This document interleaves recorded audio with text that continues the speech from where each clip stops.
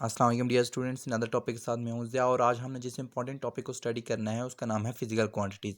तो physical quantities dear students ऐसी quantities को कहते हैं जो मेजरेबल हों, जिनको आप मेजर कर सकें या आप उनको ऑब्जर्व कर सकें या उनकी कुछ ना कुछ मैग्नीट्यूड हो।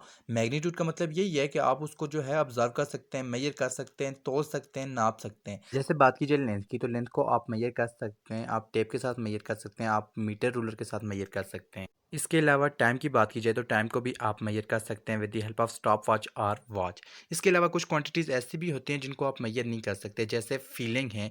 आप खुश हैं तो आप नहीं बता सकते कि मैं इतने किलो खुश हूँ या इतने फिट खुश हूँ या इतने सेकंड के लिए खुश हूँ। ऐसी तमाम क्वांटिटी जिनमें आप ये नहीं बता सकते कि मिकदार कितनी है, मैग्नीट्यूड कितनी है। सो ऐसी तमाम क्वांटिटी को नॉन फिजिकल क्वांटिटीज़ कहते हैं। अब अगर बात की जाए फिजिकल क्वांटिटीज़ को, तो फिजिकल क्वांटिटीज़ को यो हम दो टाइप्स में, मेन टू टाइप्स में डिवाइड करते हैं।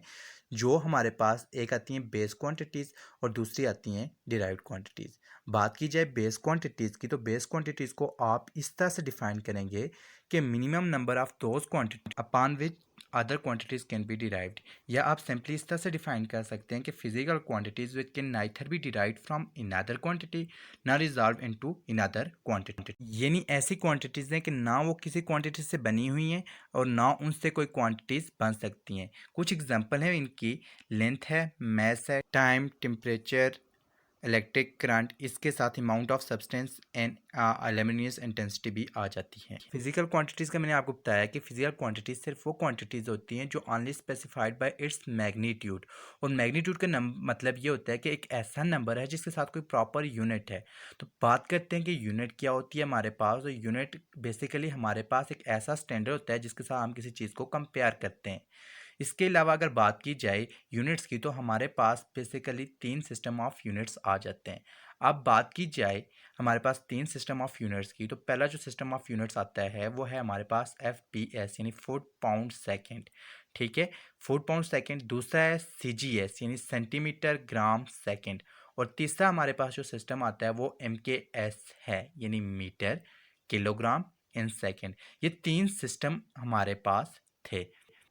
बात की जाए तो CGS सिस्टम बेसिकली हमारे पास एक ऐसा सिस्टम था जिसमें हमारे पास लेंथ के लिए सेंटीमीटर, मास के लिए ग्राम और टाइम के लिए सेकंड यूज़ किया जाता था। जो दूसरा सिस्टम था हमारे पास वो FPS था, जिसमें हमारे पास लेंथ के लिए फुट, मास के लिए पाउंड और टाइम के लिए सेकंड यूज़ किया जाता था। थर्ड जो सिस्टम था हमारे पास MKS सिस्टम, जिसमें हमारे पास मास के लिए आपके पास किलोग्राम, लेंथ के लिए आपके पास मीटर और टाइम के लिए सेकंड यूज़ किया जाता था। अब कन्फ्यूजन यहाँ से पैदा हुई कि दुनिया में जो चीज़ एक जगह अगर एक फुट थी तो दूसरी जगह वो कुछ सेंटीमीटर में थी। इसी तरह जो चीज़ 1 किलो यहाँ पे थी वहाँ पे कुछ फुट में थी। तो ये ट्रेड के लिए एक बहुत बड़ा प्रॉब्लम बन गया, क्योंकि जो चीज़ यहाँ से लेके जाते वहाँ पे डिफरेंट होती थी। सो तमाम के तमाम साइंटिस्ट ने ये मिल के सोचा कि क्यों ना हमने एक ऐसा सिस्टम बनाया जाए तो जो तमाम ममालिक में एक जैसा राइज हो। सो उस वक्त इंटरनेशनल सिस्टम ऑफ यूनिट्स का क़याम अमल में लाया। तो सिस्टम इंटरनेशनल 1960 में इसका क़याम अमल में लाया गया और इसमें तीन क्वांटिटीज़ यूज़ की गई। तीन किस्म के यूनिट बेसिकली यूज़ किए गए: बेस यूनिट, डिराइव्ड यूनिट और सप्लीमेंट्री यूनिट्स।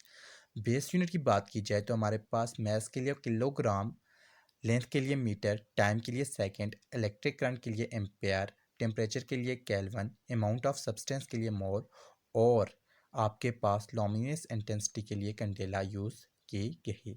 इसके बाद अगर बात की जाए डिराइव्ड क्वांटिटीज़ की, तो डिराइव्ड क्वांटिटीज़ हमारे पास ऐसी क्वांटिटीज़ होती हैं जो बेस क्वांटिटीज़ के मल्टीप्लाई या डिवाइड से हासिल किया जा सके। तो so derived quantity is obtained by combining base quantities by multiplication और division or both these operations.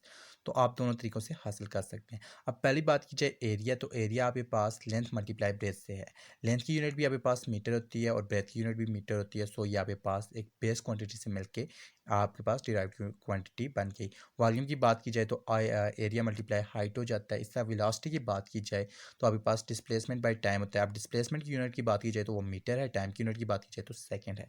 इस तरह से आपके पास डिराइव्ड क्वांटिटी होती हैं। इसके बाद जो थर्ड क्वांटिटीज़ ऐसा यूनिट ने मुतारिफ करवाई हैं उनको सप्लीमेंट्री क्वांटिटीज़ का नाम दिया गया है।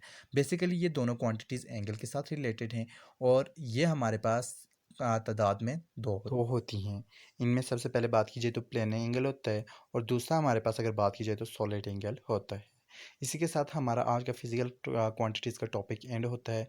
होपफुली आपको इस टॉपिक की समझ आई होगी। नेक्स्ट टॉपिक के साथ जल्द मुलाकात होगी।